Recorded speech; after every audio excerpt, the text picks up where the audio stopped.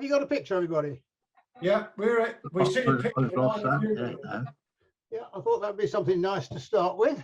I'm glad about that. I was wondering whether we were in right talk. No, it's something you've all seen before. I don't know why it is, but whenever film crews and TV crews need a shot of gentlemen's lavatories, they always go to the Masonic Hall in London, where they have these wonderful blue glazed toilets, and they've appeared in hundreds of films. Used to be in Spooks quite regularly, appeared in the film Churchill. So you've all seen this inside of that Masonic temple before.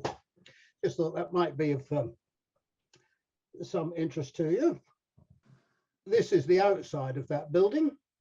It's the headquarters of English Freemasonry throughout the world. English Freemasonry, there is other forms of it. And my talk this evening is about the Freemasons, and I've said it's probably the oldest society which exists in Tewkesbury, and the current one has been going for some 162 years now. But just to go a little bit over the background of what it is, what Freemasonry is, I'm sure you all have your own ideas, but they may or may not be right. These are entirely my views. I'm not an expert. I've been involved with Freemasonry for some 51 years now. I joined the organization in the year 1970 and have been with it ever since. I've always had a special interest in the history of the organization. Wherever I've been, I've always tended to follow up the history of the various lodges I belong to. Where did Freemasonry come from? If you ask that question, most people will say, it was the medieval guilds. When they began to run short of members, they recruited a lot of guys from outside, and that's how present Freemasons lodges came about. That's very much a half-truth. In my opinion, that isn't how they came about. We can trace the roots of Freemasonry much further back than that. Indeed, certainly to the 11th century, if not before that. And it's my belief that Freemasonry, as it exists today, and indeed as it has existed for the past 300 years, is something that probably evolved from numerous groups or clubs or societies which sprang up during the Age of Enlightenment. To start with, we go back to the Knights of the Crusades, and in particular, the Knights Templar, who you may recall were at one time the most powerful force in Europe. They weren't the only set of knights. There were many other groups, the Knights of the Sepulchre, Knights of Malta, Knights of Templar, of the Temple, Teutonic Knights, etc., etc. One group of knights, which I will refer to later, was called the Knights of St. Lazarus. And they were of the Order of St. Lazarus of Jerusalem. And they were also known as the Leper Brothers of Jerusalem, named after their patron saint, Lazarus. When all of the knights were kicked out of Jerusalem and the Middle East by Saladin, they returned to their various countries, and the Knights of St. Lazarus apparently made their way back to England, and they settled in a place which is now called Burton Lazars near Melton Mowbray. It's the site of the remains of the English headquarters of the military order of the Knights of St. Lazarus. All of these military orders had one thing in common. They all had rituals. The rituals comprised initiation ceremonies for people joining the group, rites, and secrets, because indeed they had to protect themselves from people who did not wish them well. The knights eventually got excluded from the Jerusalem and the Middle East and returned to their bases in Europe. And by this time, they were a hugely powerful organization, what today we would call an international conglomerate.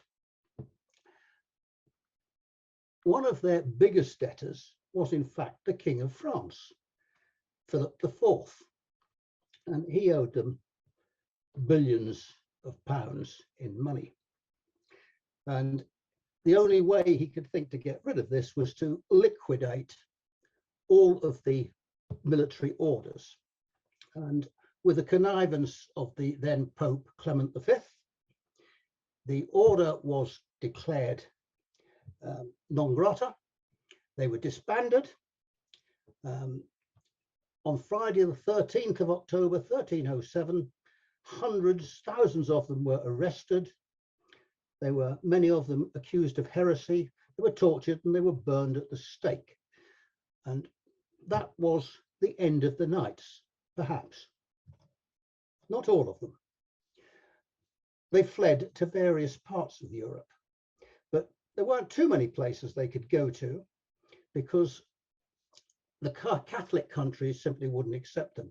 And it's said that one group of knights from the Templars made their way to Scotland, where they were accepted by Robert the Bruce, who was not a Catholic, and they set up a base of a mountain called Mount Schiehallion, about 70 or 80 miles north of Edinburgh. And there they settled and raised their families. Moving on, you've probably all heard of the Rosslyn Chapel, very famous Scottish chapel, built by William Sinclair in about the middle of the year 1450. And he employed Norman knights to build it.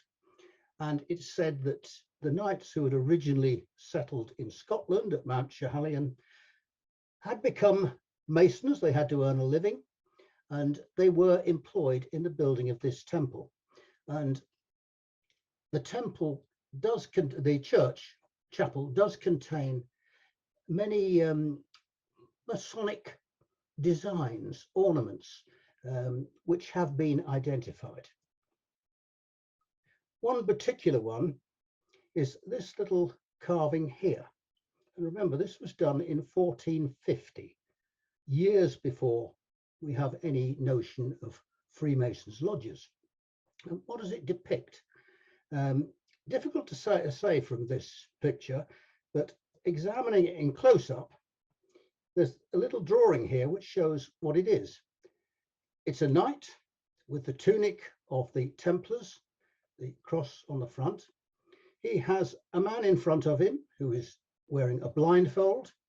He has a rope with a noose around his neck, and in his hand he holds a Bible.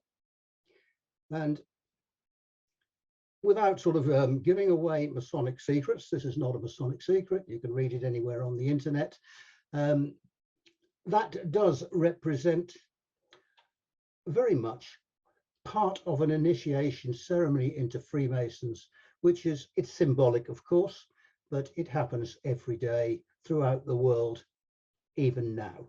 So that is the connection between the Templars and present day Freemasonry. So it may have started with the Crusades.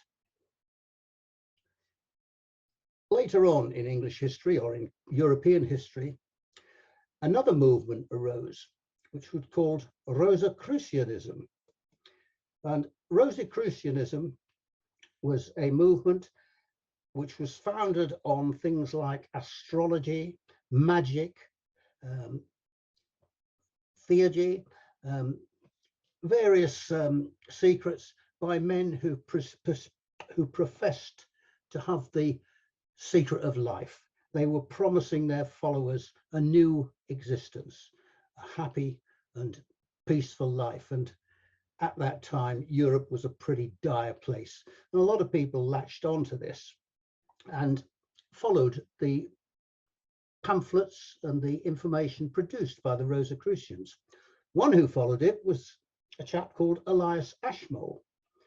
You will have heard of him through the Ashmolean Museum in Oxford. One of the first polymaths, a man who had a wide knowledge of the arts and the sciences. Elias Ashmole was not only a follower of Rosicrucianism, but he records in his diary in 1646 that he was made a mason, and he was made a mason in Lancashire. So we know for a fact that some kind of Masonic lodges existed as long ago as 1646.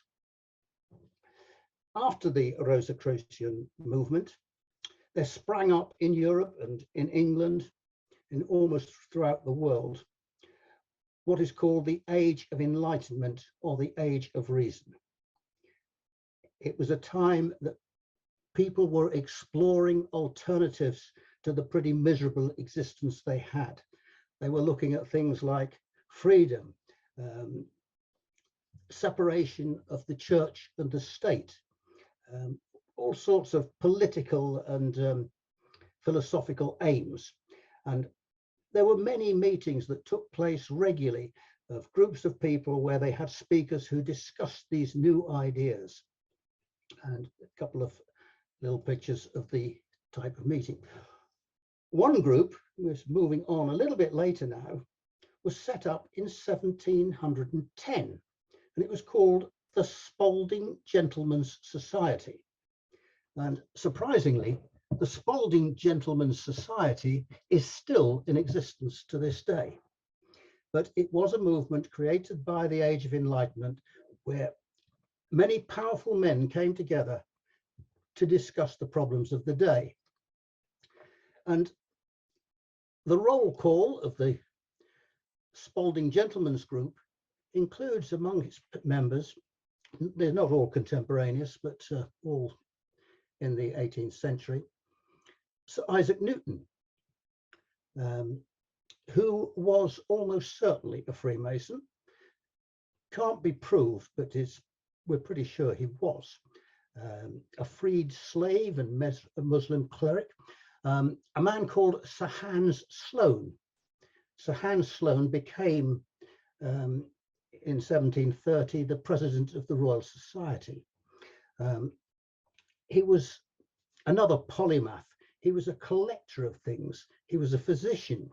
He was also a very wealthy man, and much of his wealth came from the slave trade. And Sloane Square in London is named after him.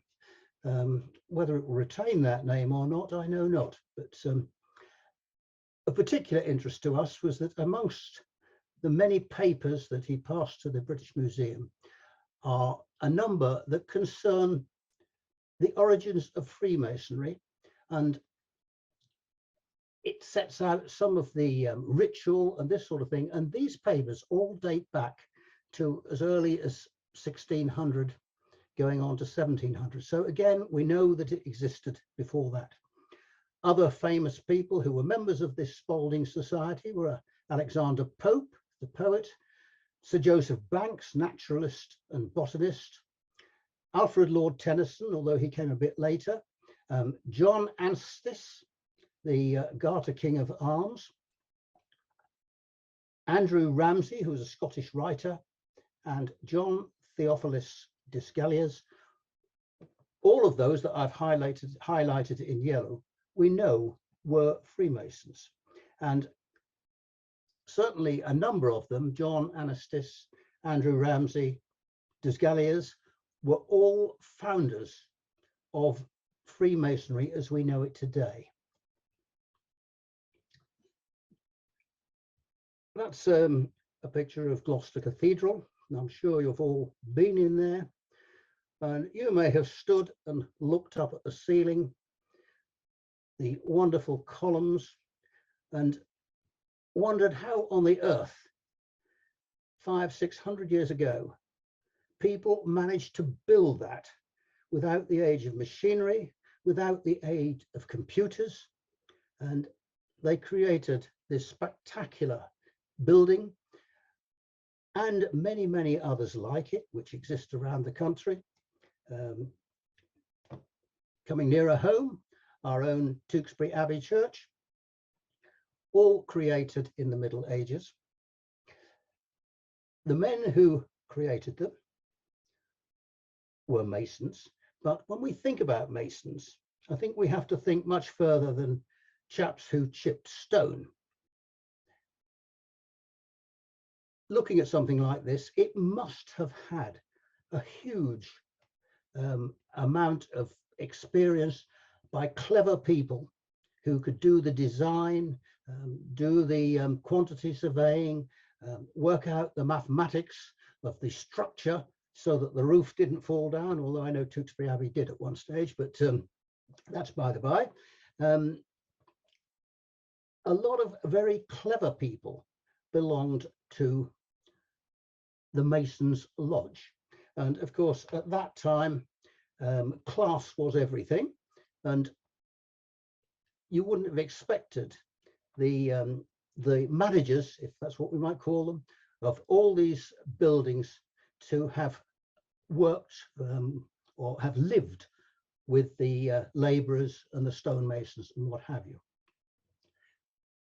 They themselves, these clever fellows, would have been involved in the Age of Enlightenment, and they would have joined in these public meetings.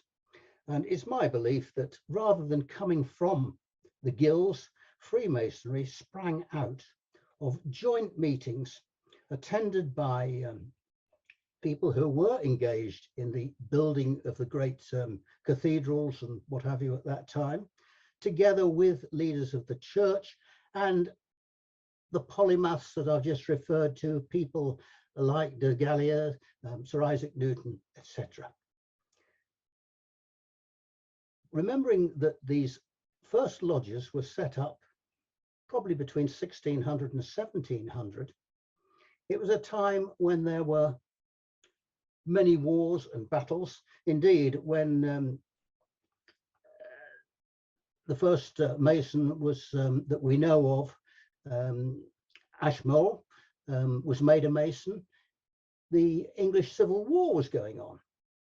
And if they held these meetings, they were going to be discussing all sorts of things which were highly political: separation of church and state, freedom, this type of thing. So they had to be careful who came into these meetings, who attended them. And that is probably where they first introduced or borrowed, I should say, from the guilds of Freemasons. They had their own means of recognition. And I think some of those were borrowed and built into Freemasonry. That's my own considered opinion of what probably happened. Whatever did, by 1717, a number of these lodges, we don't know how many of them there were. There are very few records exist, but they came together and formed the Grand Lodge of England. And 6 years later, they added a very, very hefty volume of constitutions to it. I have read this, and it is a most complex document. And it set out how Masons should behave, how they should conduct themselves, how they should carry out their rituals. And so much of it still exists today. After 1723, the movement of Freemasonry was very rapid. By 1730, it had extended to the States. In fact, shortly after 1723, it went into France, where the French took it on board with huge enthusiasm. But unfortunately, the French were not that much friendlier with us in those days than they are now. And they very soon decided that our form of Masonry was not what they wanted. And they invented their own form, which they also exported to the United States and to the Far East. And we exported it to India, to Australia, East Africa, South Africa, and indeed South America. So it quickly spread all over the world. But it wasn't actually until 1738 that Freemasonry reached Tewkesbury. And there is a record of the first, or in fact, two Gloucestershire lodges were set up in the year 1738, one in Gloucester, and the second one was in Tewkesbury. It started at the Swan Hotel, which this is obviously a much later picture, but whatever the Swan Hotel might have looked like in 1738, that was where our first Masonic lodge was established, number 177. Sadly, it didn't last very long. 16 years later, it was erased from the roll of English Freemasons lodges. But Freemasonry hadn't gone away. Other lodges were set up in Gloucestershire during the 18th century and the early 19th century. And this is a picture of something which you will have all, or many of you, if you're from Gloucestershire and Tewkesbury, will have walked past this building many times and seen it. It is the Masonic Temple, Masonic Hall, which was built in Cheltenham. The Cheltenham MP actually purchased a chunk of land in the centre of Cheltenham. It was a large garden, which he then gifted to the Masonic Lodge, and they raised the money to build this temple on it. And there you see, it hasn't changed one little bit. Today, the Masonic Hall in Portland Street in Cheltenham looks identical to how it did when it was built in 1823, apart from the fact that the only remains of the garden is at the front of the building. It's surrounded on three sides by buildings which abut onto it and a road running past it.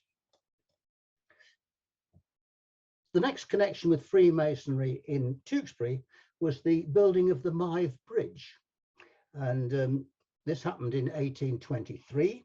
And the Freemasons of Gloucestershire were invited to lay the foundation stone, which they did, laid the foundation stone. They put, as was the custom, a number of English coins of the realm under the stone, packed away their pennies, and all went back to Gloucester or wherever they'd come from. It wasn't a very successful venture, because the next morning when the workmen returned, they found that the foundation stone had been lifted and all the coins underneath had been pinched. It didn't really matter, because the Mythe Bridge, which was being built by George Moneypenny, and George Moneypenny was an architect of prisons rather than bridges, and it was soon discovered that the bridge was sinking down into the silt, and what had been built had to be demolished. Moneypenny was sacked, and a more experienced bridge builder was brought in to do the job. And this is the present Mythe Bridge, which was built actually a little bit upstream from the original Moneypenny Bridge. So that was the connection in 1823. In 1862, Freemasonry returned to Tewkesbury. And on the 24th of April, at the town hall, St. George's Lodge, number 1202, was consecrated and constituted.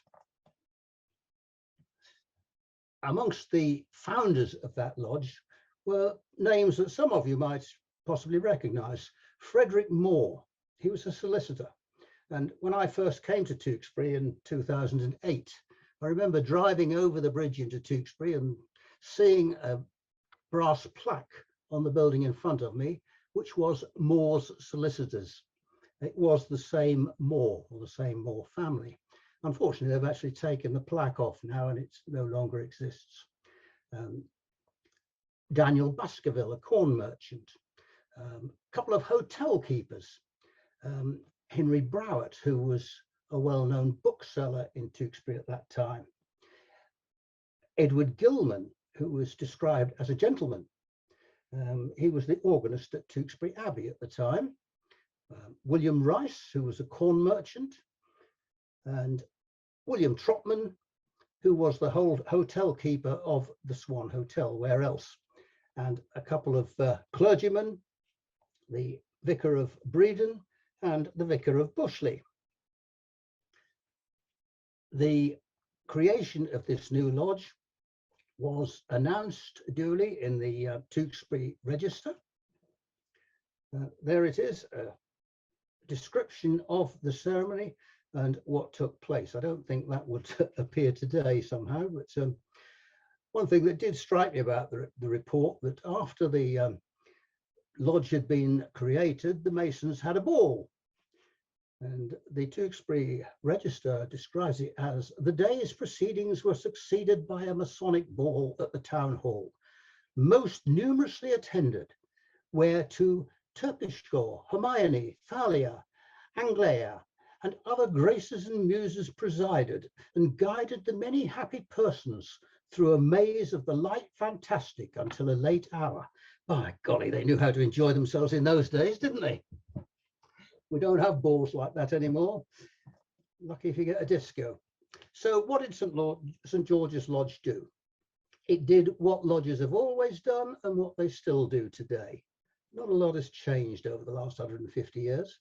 They held monthly meetings where members come together for fellowship, for self-improvement, and to initiate new members into the lodge. Followed, of course, by a convivial meal, which happened in 1862. It still happens today. At every meeting, there is a collection for charitable causes, and charity is at the root of all Freemasonry. The minutes of St. George's Lodge record one of the first examples of their charity, that they made contributions to the Mayor's Fund for the relief of distress in Lancashire brought about by the American Civil War. I'm sure there must be a very interesting story behind that, but I haven't investigated it. A few years later, St. George's Lodge, along with the Freemasons of Gloucestershire, contributed to the partial rebuilding under Sir Giles Gilbert Scott of the Tewkesbury Abbey. And in particular, the St. George's Lodge donated £150, which in those days was a considerable amount of money, for the rebuilding of St. James's Chapel. And if you go into St. James's Chapel in the Abbey, you will see a plaque there acknowledging that donation. I haven't got time, there's so much I could tell you about this, but I'm going to have to cut this very short. They met at the town hall for 86 years. They had their ups and downs with the local council over the use of the town hall, particularly when the council discovered that for 36 years they had been using the town hall gas and had never paid for it. I don't think that was their fault, it was the council's fault, but anyway, whatever. I think after they had to start paying for the gas, they became more determined to find their own premises. They were looking for their own premises for some 30 years, but it wasn't until 1948 when they purchased the old Methodist chapel in Tolsey Lane, and that is the chapel. When it was opened in, I think it was 1777, John Wesley was the preacher. So it goes back a long way and has a history. After the Freemasons bought it, they extended it at the back to provide a dining room. And during those excavations, I gather that they found that underneath was an old burial ground. Having moved to Tolsey Lane, they had to get their food for their meals. They didn't have a kitchen, so the food was prepared originally by the ancient Grudge Cafe, which apparently before my time, but it stood here, this picture was Michael Tuck Estate Agents. It's now another estate agents, which still has the name Ancient Grudge. But the cafe was run by a couple of sisters, Millie and Alice Sutton, who cooked the food in the cafe and transported it pre-cooked over to the hall in Tolsey Lane, where it was warmed up in an oven. It doesn't sound too appetizing to me. The Masons themselves wanted something a bit better than that, so at some stage they transferred their catering to the Gupshill Manor, where one of their own members was the manager or the owner of the Gupsall Manor, R.C. Merchant, and they provided them with excellent meals at 16 shillings and sixpence each. Coming forward a bit to sort of nearly 50 years ago, in the 1970s, they had their final caterer at Tolsey Lane. And some of you may remember, I can't find any record of it, but somewhere up here near the cross, there was a fish shop run by a Birmingham man called Bill Martin, who was an ex-army cook. And he took over the catering for the lodge. He was also a member of the lodge. And he described it, being a Birmingham man, as a belt-busting meals. And they had meals of duck, hare, venison, salmon, 40-pound turkeys. And St. George's Lodge at that time established a reputation as the best place to dine in the whole of Gloucestershire. Finally, towards the end of the 1970s, Tolsey Lane just proved no longer viable. There were all sorts of problems with the building, the roof was leaking, and it was decided to buy a more spacious premises and somewhere where they had car parking, because by 1980, all of the Masons came to meetings in cars and they wanted to park them. So they purchased the old school, which stood in Trinity Walk. It was in a terrible state of repair, but working under Harold Drew, who was the master of the lodge at that time, they virtually rebuilt the inside of the place and created a very pleasant place in which to hold their meetings. Over the many years, many Tewkesbury men, names which you would recognize, have been through the chair of the lodge, have been master of the lodge. Not only that, many of their offspring and family have also been involved. I mentioned that the first man to be initiated was Moore, the solicitor, and we find that over the years he occupied the master's chair on several occasions through the 1870s. In 1891, THS Moore, which presumably was his son, took over. In 1899, T.W. Moore, maybe that was another son. In 1913, N.G. Moore, and finally the last Moore was in 1923. So we had this dynasty of Moores. Another family who have had a huge role in the running of the lodge were the Haywoods. And there are Haywoods, of course, the ironmongers, is still there. Sadly, we don't have any members of the family still involved with the lodge, but certainly from 1886 right through to 1948, we had at least 5 members of that family. Another one, a name that you might recognize, in 1945, George Hastings was the master of the lodge, followed in 1956 by his son, George Hastings Jr., who achieved some fame in that he became one of the English rugby team and was famous for that. In fact, he only died a couple of years ago, but there we go. Another very active member of the lodge over a total of 40 or 50 years was F.F. Thompson.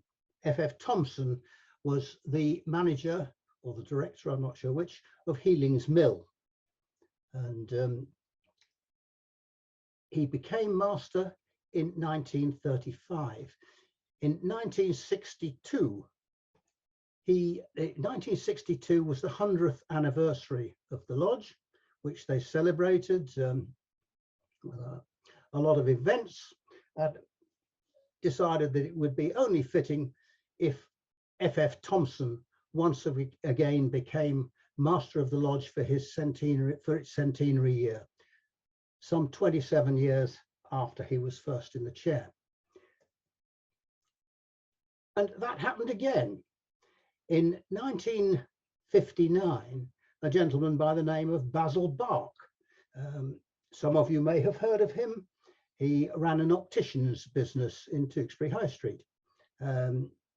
He became master in 1970, and in 2012, the lodge celebrated its sesquicentenary, 150 years, and Basil Bark once again became the master of the lodge.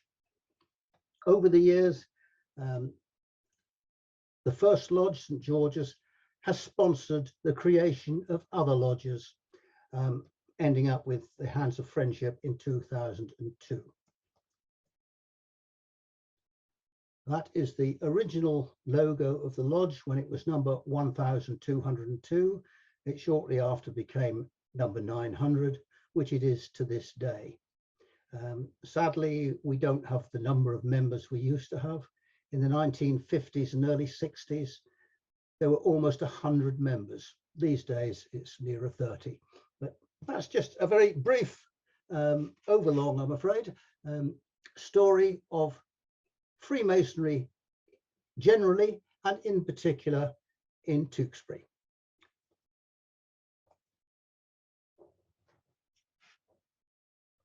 Are you there? Yeah, thank you. Thank you very much. That was very interesting, Dennis. And particularly the way the story goes all the way back to the Crusades and the extermination of 1303, which some of us might remember or not. Sad to hear that you've gone down from 100 to 30. Is this a Tewkesbury thing, or is it a general sort of society thing? Sadly, it's a worldwide thing. It's just the age we live in. People no longer join societies, particularly young people. You know, you only have to look at your audience tonight. We are all probably the wrong side of retirement age, apart from a couple. Same thing has happened in most things I've belonged to. It happened in junior chamber. It happened in Rotary. It's, you know, it's with this digital age when we can have meetings with Zoom. Why do we want to go out in the cold? And yeah, well, okay. I mean, we that do it appreciate why we do it. Unfortunately, my grandchildren couldn't begin to understand why I should want to go to a Freemasons meeting. We have lots of interesting discussions about it, and it's just not something they do. They just live an entirely different life to me, and I'm sure all your grandchildren live different lives to you. Communication is different. Yeah. Well, look, thank you very much indeed for that.